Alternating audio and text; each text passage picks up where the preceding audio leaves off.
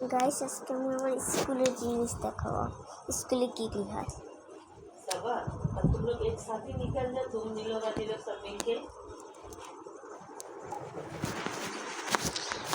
स्कूले तो এত পড়া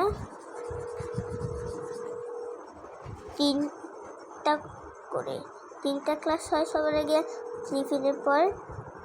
টিফিনের পর তারপর আরো 3টা ক্লাস হয়